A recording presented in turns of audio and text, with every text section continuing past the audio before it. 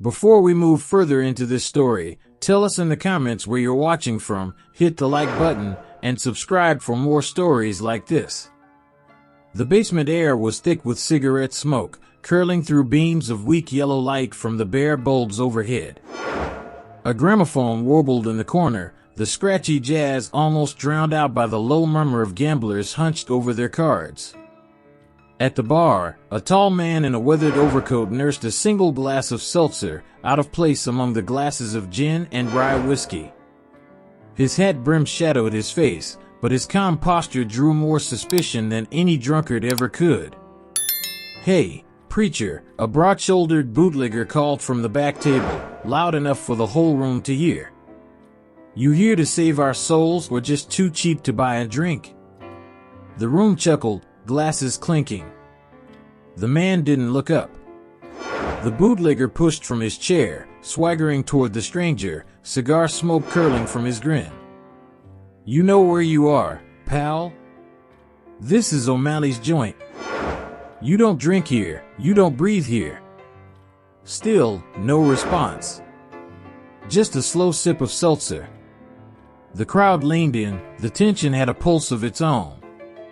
In Chicago, silence was rarely the safe choice. The bootlegger's cigar smoldered as he planted one heavy hand on the stranger's shoulder. The laughter from the tables rippled again, the kind of mean chuckle men use when they think they've already won. Slowly, the man set down his glass, the faint clink ringing louder than it should have. He turned just enough for the dim bulb above the bar to catch the edge of a polished brass badge, half hidden inside his overcoat. The laughter died in mid-breath. Two other men stepped from the shadows near the door, one with a fedora tipped low, the other with the unmistakable squared stance of someone who'd carried a Thompson submachine gun more than once. No one had noticed them enter. The bootlegger's jaw twitched. "You a cop?" he muttered, voice lower now. The man finally looked at him. His eyes were steady, but not angry, more like someone measuring time before an inevitable conclusion. "I'm the one they send when the rest don't come back," he said quietly. From somewhere in the back, a chair scraped the floor. The gamblers were suddenly interested in their cards. The jazz record on the gramophone hissed in its run-out groove, forgotten.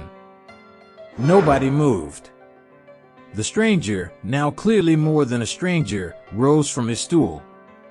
The wood creaked under his weight. He pulled a folded paper from his coat pocket and tossed it onto the bar. It slid across the wood until it hit the bootlegger's hand. The paper read, "Federal warrant." The two officers flanked him, one heading for the back room, the other toward the bar's side door. Somewhere behind the counter, glass broke. A man in a white apron, clearly not just a bartender, ducked out of sight. The bootlegger's cigar fell, scattering ash across the floor. "You ain't walking out of here," he said, but it sounded more like a question than a threat. The man leaned close, his voice steady, calm, the kind of calm that carried weight. "I already did." In a single, swift motion, the officers moved. Chairs overturned, men cursed, and the room filled with the hard echo of boots on wood. By the time the front door swung open to the wet Chicago street, the bootlegger was in cuffs, rain beating on his hair.